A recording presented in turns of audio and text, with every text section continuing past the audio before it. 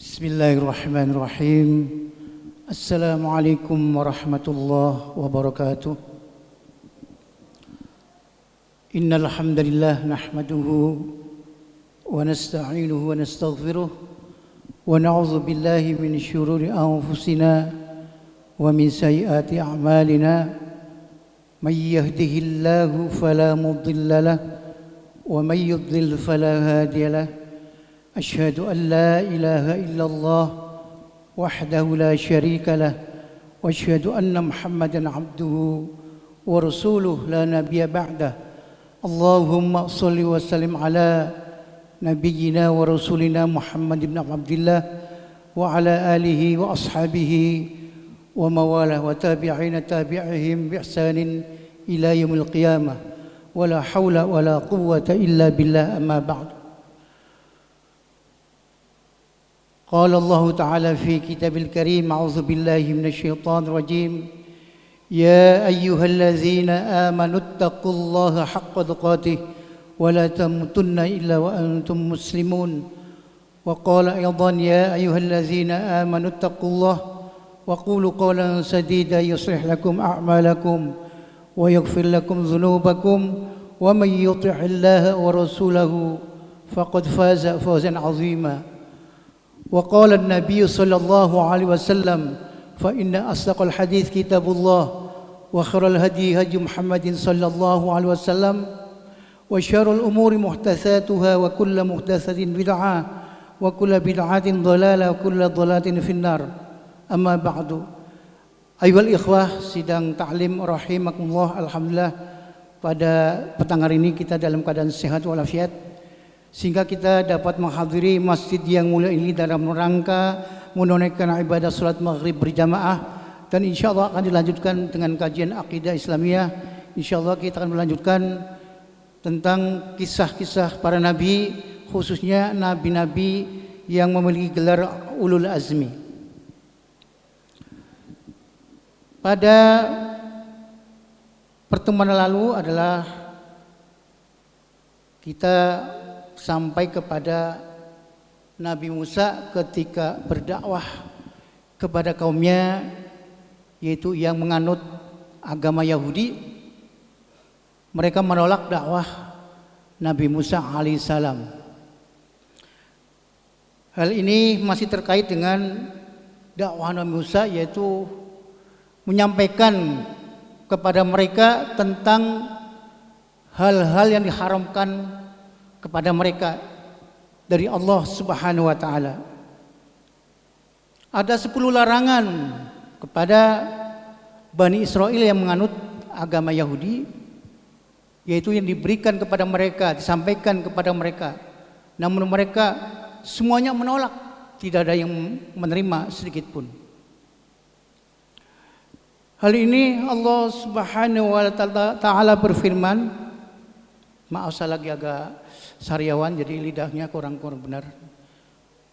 Jadi ada 10 larangan dari Allah yang disampaikan kepada Nabi Musa kepada kaumnya, yaitu orang-orang Yahudi. Di dalam Al-Quran adalah surat Al-An'am ayat 150 hingga 153, 3 ayat. A'udzu billahi minasyaitonir rajim.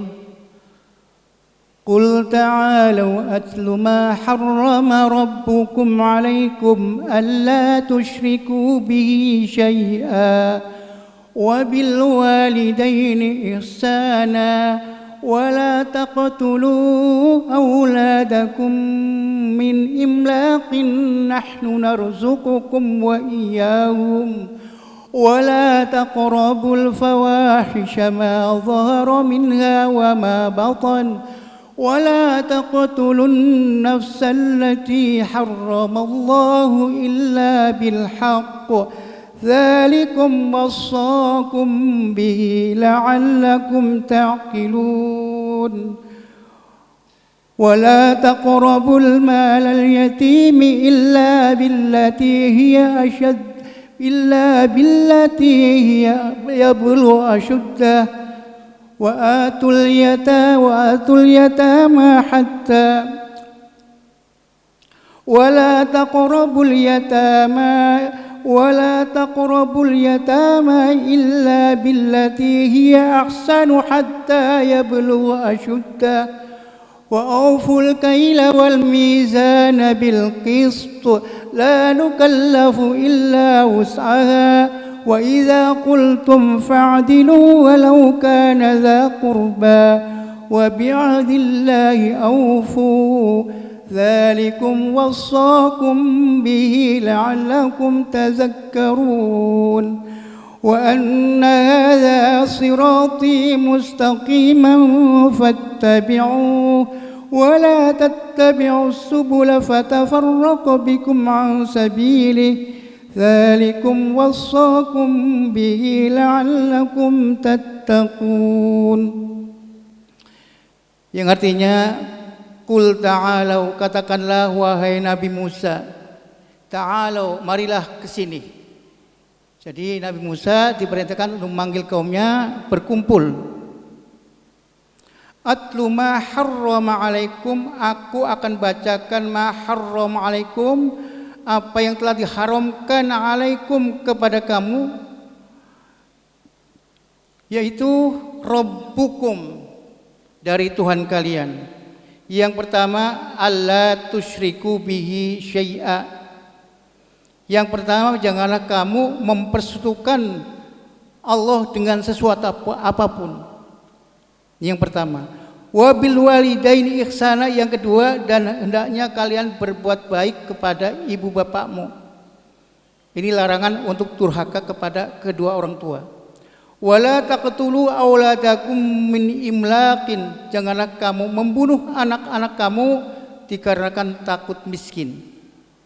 Nahnu narzuqukum, kamilah yang telah memberikan rezeki kepada kamu, wa iyahum, bahkan kepada mereka anak-anakmu. Wala taqrabul fawahisha, dan janganlah kamu mendekati kekejian, ma dhahara minha, baik yang nampak, wa ma batan, maupun yang tersembunyi. Wala taqtulun nafsallati, dan janganlah kamu membunuh seseorang, illa wala taqtulun nafsallati haramallah, janganlah kamu membunuh seorang jiwa yang diharamkan Allah, illa bil haq, kecuali dengan jalan yang benar. Dzalikum wasaqum bihi la'allakum ta'qilun. Yang dimana itu adalah merupakan wasiat dari Tuhanmu supaya kamu mempunyai akal, punya akal fikiran, bukan seperti orang tidak punya akal, orang yang tidak sadar. Di dalam ayat ini adalah yang pertama, larangan untuk mempersekutukan Allah. Yang kedua, durhaka kepada orang tua. Yang ketiga adalah larangan untuk membunuh anak-anak kita, baik yang di kandungan maupun yang di luar kandungan. Kemudian yang keempat adalah larangan untuk membunuh, untuk mendekati perbuatan keji, baik yang tersembunyi maupun yang nampak. Yang kelima adalah larangan untuk membunuh jiwa yang diharamkan oleh Allah, kecuali dengan jalan yang benar. Kemudian yang kelima adalah dilarang untuk memakan harta anak yatim. Dilarang untuk memakan harta anak yatim, kecuali dengan jalan yang baik. Kita boleh kalau memelihara anak yatim, kita ngambil sebagian kecil. Kalau kita memang dalam keadaan miskin, memerlukan, dibolehkan. Ya. Wa man kana ghaniyan falyasta'fif wa man kana fariqan falyakul bil ma'ruf. Kalau yang memelihara yatim itu orang kaya, tidak boleh ngambil. Tapi kalau orang yang miskin, boleh ngambil yang patut. Ya, boleh mengambil. Sehingga mereka apa? Mereka sudah dewasa. Dewasanya anak yatim kalau bagi laki-laki setelah balik. Kalau perempuan setelah menikah, beda. Selama mereka belum menikah itu masih anak yatim. Tapi kalau sudah menikah baru bukan anak yatim. Kalau laki-laki setelah balik bukan jadi anak yatim lagi. Berikutnya adalah perintah untuk menimbang dengan adil, dengan jujur, menimbang dan menakar. Ini larangan untuk curang bagi orang yang dagang. Kemudian berikutnya perintah untuk berkata dengan adil meskipun kepada karib kerabatnya. Itu yang ke-10. Jadi kalau kita berkata dengan siapapun meskipun kepada karib kerabat, itu kata-katanya harus adil, harus benar. Itu yang ke-9. Yang ke-10, wa bi ahdillahi aufu, dan yang kamu menepati janji kepada Allah Subhanahu wa taala.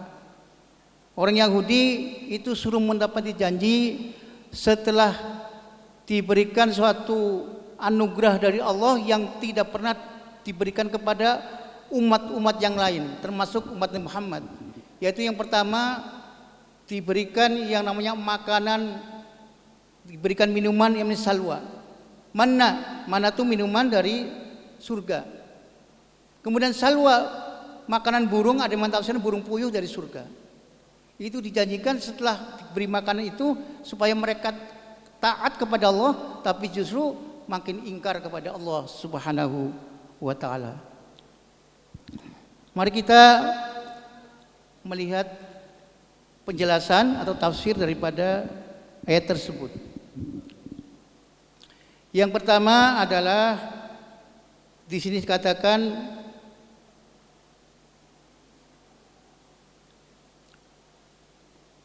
Qul ta'alu atlu ma harrama rabbukum alaikum alla tusyriku bihi syai'a. Yang pertama, larangan janganlah kamu mempersekutukan Allah dengan sesuatu apapun. Dijelaskan dalam hadis yang termaktub di dalam Sahih Bukhari dan Muslim. Qala Rasulullah sallallahu alaihi wasallam, atani Jibril. Jibril pernah mendatangiku, kata Nabi Muhammad sallallahu alaihi wasallam.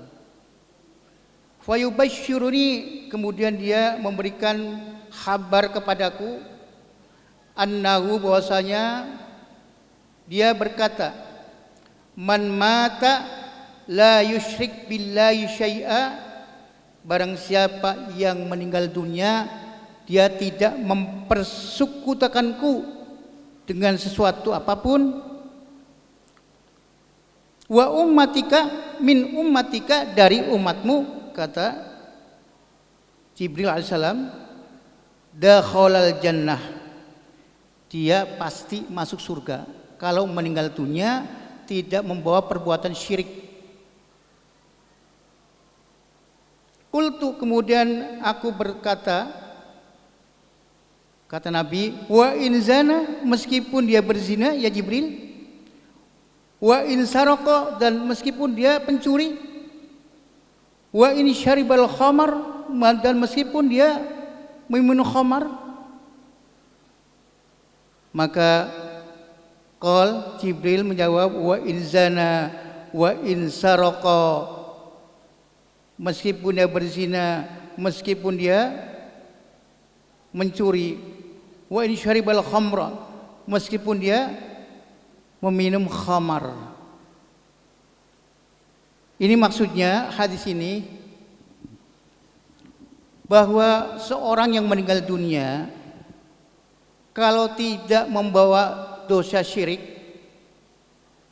itu dosa-dosa yang lain itu tidak akan memberikan kekekalan dalam neraka atau menyelamatkan kekalnya dari neraka.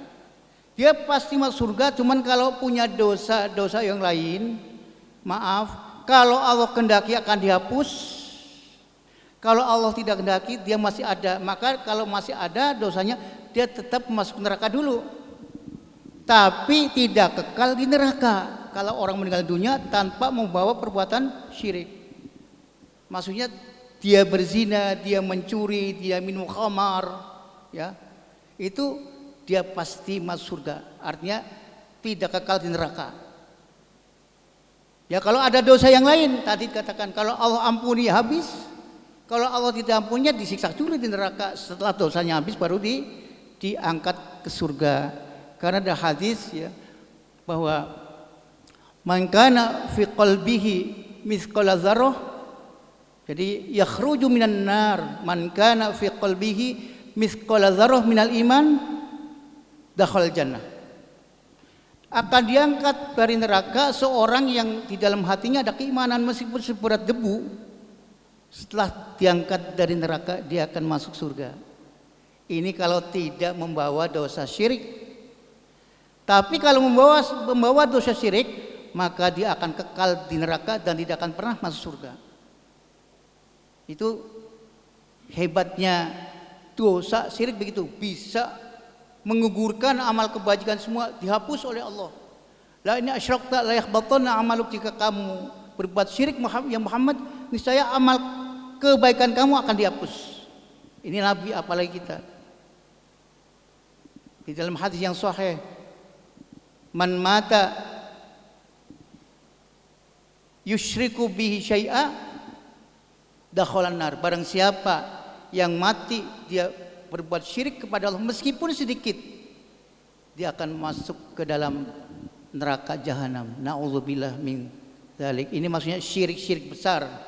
Kalau syirik kecil ya itu tidak mengekalkan seorang di neraka. Seperti orang yang bersumpah demi Allah dan demi Rasulnya, itu syirik kecil. Demi Allahnya tauhid, demi Rasulnya syirik. Ini masih di antara ulama kita masih mengajarkan demi Allah dan demi Rasul. Wallahi wa rasulihi, itu syirik wa rasulihinya.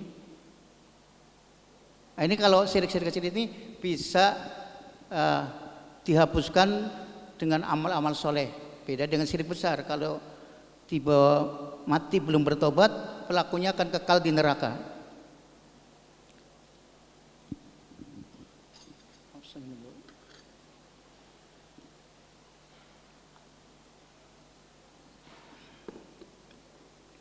Kemudian ikhfafillah jamaah rahimullah. Di dalam Al-Qur'an dikatakan innallaha la yaghfiru ay yushraka bihi wa yaghfiru ma duna dzalika liman yasha. Sungguhnya Allah tidak akan mengampuni dosa syirik dan Allah akan mengampuni dosa selain syirik tergantung siapa saja yang dikehendaki. Ini maksudnya kalau dosa syirik dibawa mati, Allah tidak akan ampuni meskipun orang sejagat raya memohonkan ampun pada mereka. Meskipun bapaknya, ibunya, anaknya, saudaranya mendoakan, tidak akan diterima kalau meninggal dunia membawa dosa syirik. Tapi kalau dosa selain syirik itu Allah akan ampuni kepada siapa saja kehendaki. Dosa apa saja kalau sudah meninggal dunia itu permohonan ampun orang-orang yang masih hidup dari kalangan kaum muslimin itu akan diterima oleh Allah. Dia punya dosa banyak sekali, itu diampuni karena saking apa? Saking kasih sayang Allah kepada mereka. Cuman syaratnya lima yasha, kepada siapa saja yang dikehendaki. Kalau tidak kehendaki ya tidak diampuni. Makanya jangan meremehkan masalah dosa. Karena ayatnya lima yasha, kepada siapa yang ia kehendaki. Ayat ini ditafsirkan oleh Ibnu Mas'ud di dalam hadis yang sahih, man mata la yusyriku billahi syai'a dakhalal jannah. Barang siapa yang meninggal dunia dia tidak berbuat syirik, maka dia akan masuk surga. Ini pengertian daripada bahwa yang pertama, larangan untuk berbuat syirik kepada Allah Subhanahu wa taala. Jadi qul ta'alu atlu ma harrama rabbukum alla tusyriku bihi syai'a. Janganlah kamu berbuat kemusyrikan kepada Allah meskipun kemusyrikan sangat sedikit. Syai'a, sedikit. Itu tidak boleh. Kemudian penafsiran wa bil walidaini ihsana. Wabil walidai ihsanannya, hendaklah kamu berbuat baik kepada kedua orang tua. Ai awsakum wa amarakum bil walidaini ihsana. yakni Allah mewasiatkan kepada kamu dan memerintahkan kepada kamu supaya kamu semuanya berbakti kepada kedua orang tua.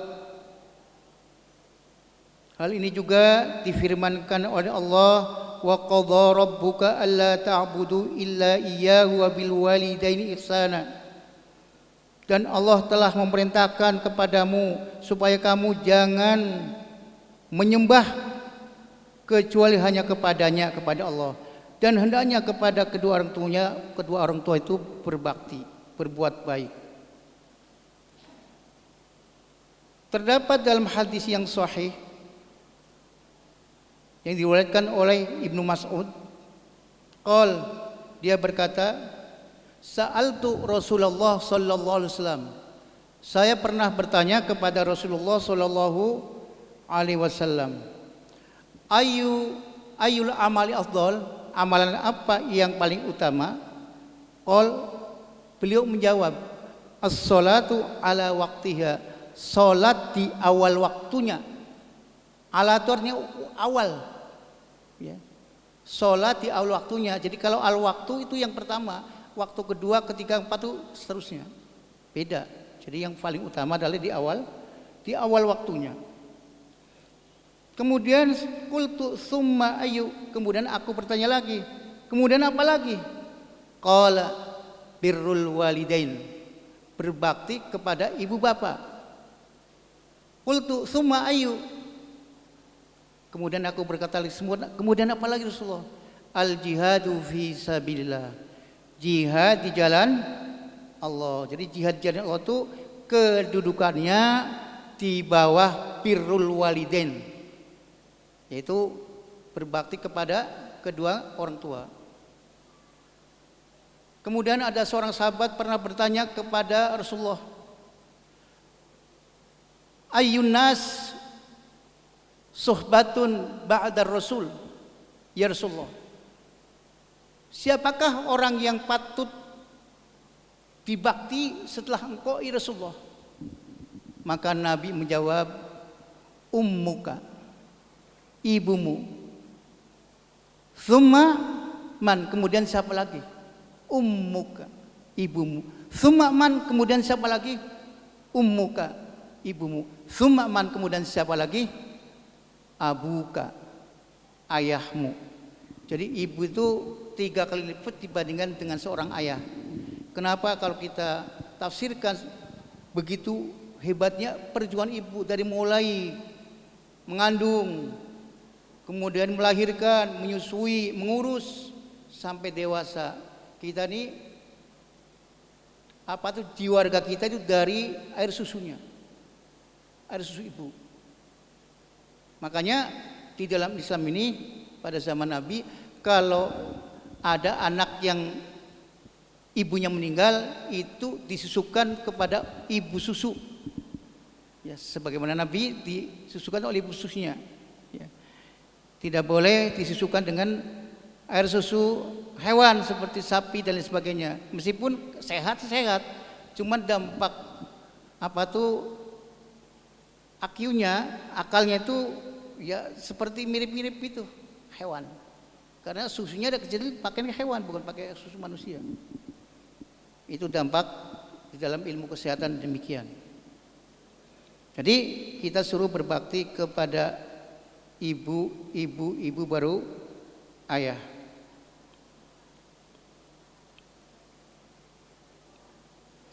Kemudian berikutnya, wala taqtulu auladakum min imlaqin nahnu narzuqukum. Dan janganlah kamu membunuh anak-anakmu karena takut miskin. Kamilah yang akan memberi rezeki kepada kamu dan kepada mereka. Survei membuktikan, dulu waktu orang itu masih sedikit, jumlahnya sedikit, itu makanannya justru sedikit, kendaraannya sedikit. Yang namanya orang yang punya motor itu paling palurah 4 camat. Rezeki Allah masih sedikit, waktu orangnya sedikit. Tapi setelah manusia banyak berkembang, justru Allah memberikan rezeki yang sangat banyak sampai sekarang. Orang satu rumah motornya ada yang 5, ada 6, mobil ada yang 3, 4, 5. Ini anugerah Allah. Jadi jangan takut kita miskin. Justru Allah memberikan kekayaan tergantung daripada manusia itu sendiri. Kalau manusia banyak, kekayaan banyak. Subhanallah, dulu yang pakai HP cuma orang tertentu dan harganya mahal. Sekarang yang namanya HP, tukang pungut sampah pun HP-nya 3. Bayangin aja. Makanan, waduh, anak sekarang makannya maunya ganti-ganti. Hari ini, hari itu, dan sebagainya. Makanya jangan takut miskin. Karena kamilah yang memberikan rezeki kepada kamu, memberikan rezeki kepada kamu, kepada kedua orang tua, dan memberi rezeki kepada anak-anak kamu. Jadi jangan takut. Maka di sini lamma awsa ta'ala bil walidaini wal ajdad, ketika Allah telah memberikan wasiat kepada kamu untuk berbakti kepada kedua orang tuamu, juga termasuk al-ajdad, yaitu kakek nenek moyang kita. Nah, penafsiran daripada wala taqtulu auladakum min imlakin, janganlah kamu membunuh anak-anakmu karena takut miskin. Hadza warada fis shahin. Ini terdapat di dalam 2 hadis sahih min hadis Abdullah bin Mas'ud. Dari hadis Abdullah bin Mas'ud, Sa'al Rasulullah, beliau pernah bertanya kepada Rasulullah. Dia katakan, ayyuz zambi a'zam, dosa apakah yang paling besar ya Rasulullah? A'zam itu jamak takdim, ya. Kalau aslinya azim, ya. Sebenarnya dosa apakah yang paling besar Rasulullah?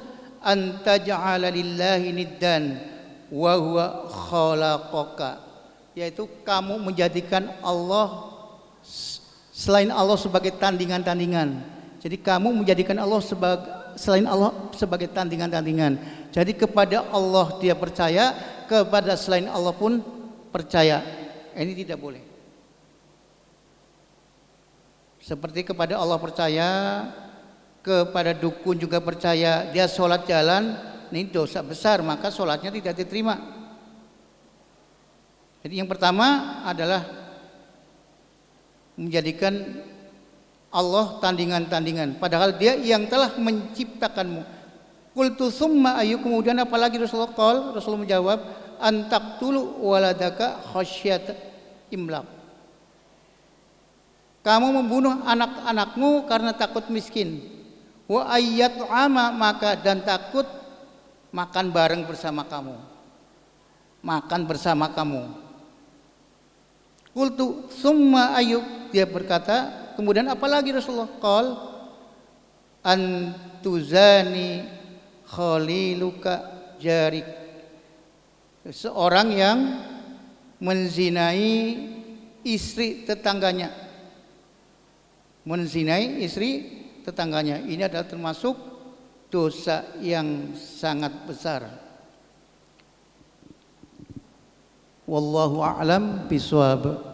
Waktu Isya tinggal 5 menit ya. Ya. Insyaallah akan dilanjutkan pada waktu dan gelombang yang sama, ya. Kita akhiri dulu pembahasan ini. Yang jelas orang-orang Yahudi ketika dipanggil oleh Nabi Musa untuk menerima 10 larangan dari Allah, mereka menolak.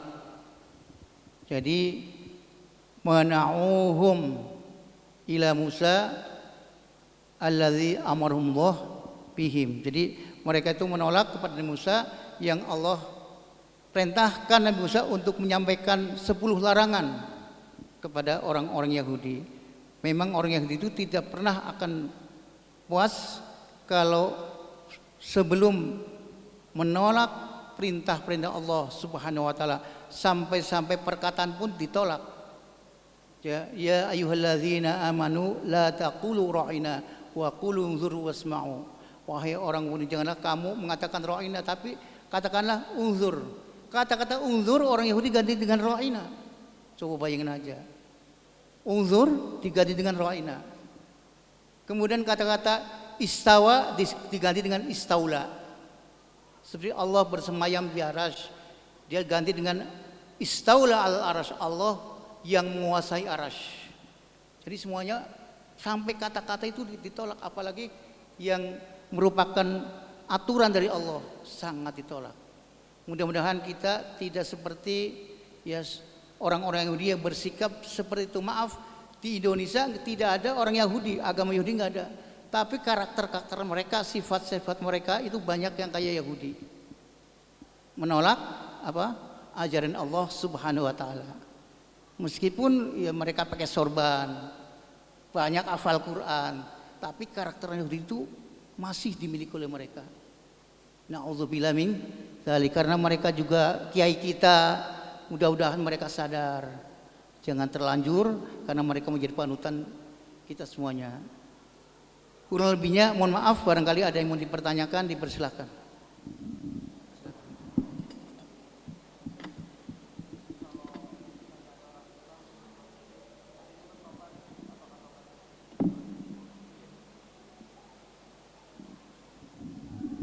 Bahwa semua dosa itu kalau sebelum mati kitanya itu bertobat, insya Allah tobat diterima. Karena kata Allah, wala taqnutu min rahmatillah, innallaha yaghfirudz dzunuba jami'a. Janganlah kamu putus asa daripada rahmat Allah, karena sungguhnya Allah akan mengampuni dosa-dosa kamu secara totalitas semua, baik dosa kecil atau syirik. Yang penting sebelum meninggal dunia itu dia bertobat, insya Allah dosanya akan diampuni oleh Allah. Kata Nabi, at-taibu minaz zambi kama la zambalah. Orang yang bertobat dari dosa-dosanya, ya, bagikan orang yang tidak punya dosa lagi, kata Rasulullah. Mudah-mudahan kita semuanya gitu, begitu tobat dosanya habis gitu.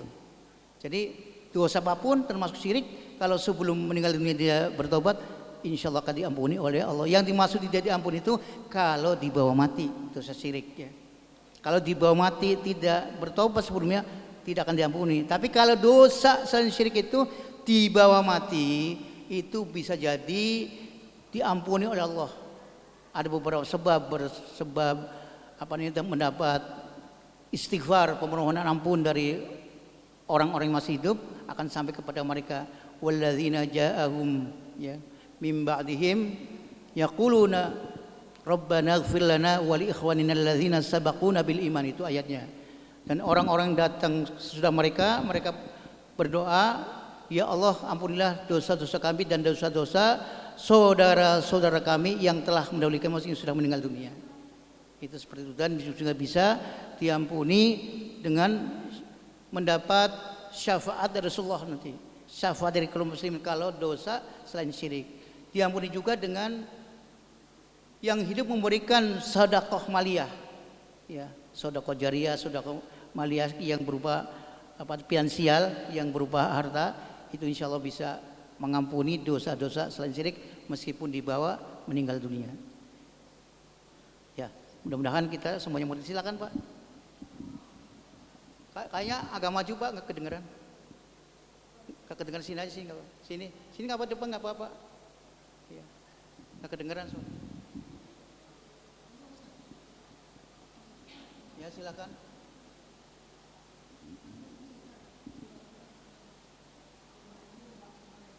Gimana tuh nggak pakai lagi.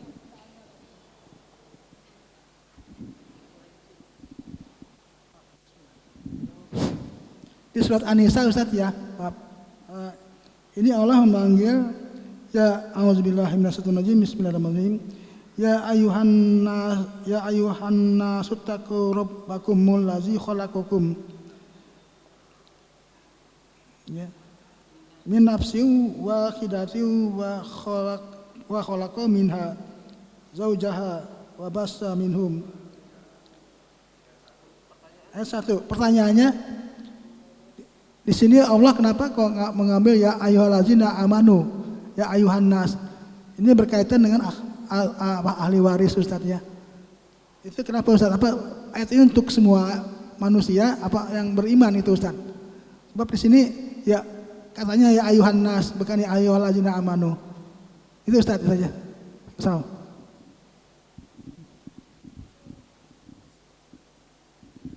Secara lafziyah, a'udzubillahi minasyaitonirrajim. Ya ayyuhan nas, wahai sekalian manusia. Ittaqu rabbakum. Bertakwalah kepada Rabb kalian. Jadi pada dasarnya semua manusia itu suruh bertakwa kepada Allah. Secara bahasa takwa itu takut. Takut kepada Allah. Secara istilahi orang yang bertakwa itu orang yang melaksanakan ajaran-ajaran Islam, namanya takwa. Semuanya diperintah Allah untuk mengamalkan ajaran Islam. Ya ayyuhan nasu taqu rabbakumul ladzi khalaqakum.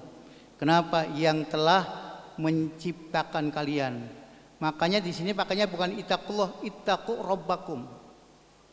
Kalau ittaqullah khusus manusia yang beriman. Kalau ittaqu rabbakum semua. Karena kaitannya dengan Rob itu Tuhan yang menciptakan kita. Rob Tuhan yang telah memberikan rezeki kepada kita. Rob Tuhan yang telah memelihara alam semesta ini, termasuk kita manusia di dalamnya. Khalaqakum yang telah menciptakan kamu min nafsi wahidah, dari diri yang satu, yaitu kita semuanya dari Adam alaihissalam. Kemudian diciptakan istrinya namanya Siti Hawa. Ya. Jadi min nafsi wahidah itu kita semuanya dari jenis yang satu. Manusia yang namanya Nabi Adam. Wa khalaqa minha, dan diciptakan daripadanya jiwa tadi, ya. Wa khalaqa min zaujah.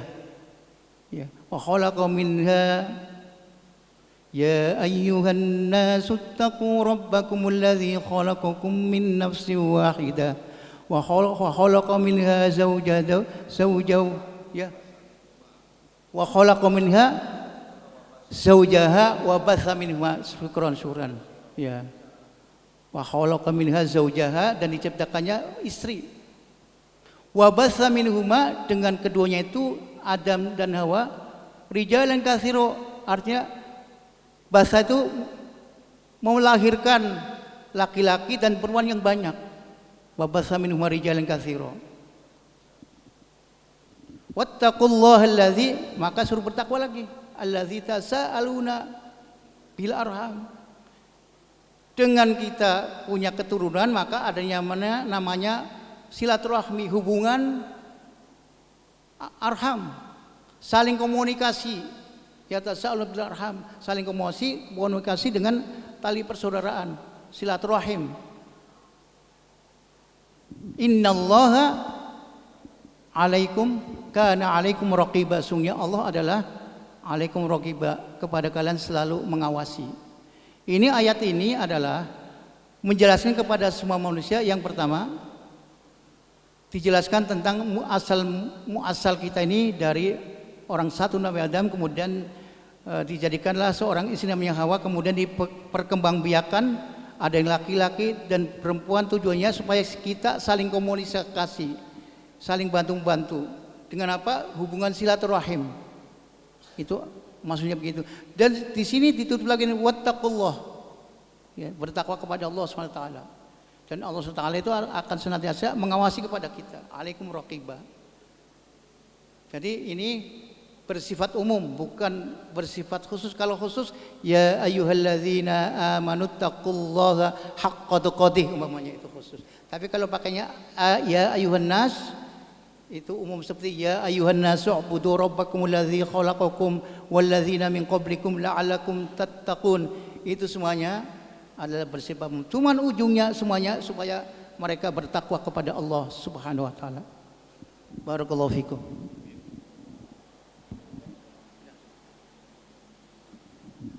Baik, karena waktunya sudah masuk waktu Isya, sebelumnya saya mohon maaf dan atas segala perhatiannya saya ucapkan jazakumullahu khairan katsiran. Semoga bermanfaat bagi saya dan bagi kita semuanya. Kita akhiri dengan bacaan doa kafaratul majlis. Subhanaka Allahumma wa bihamdika asyhadu an la ilaha illa anta astaghfiruka wa atubu ilaik. Assalamualaikum warahmatullahi wabarakatuh.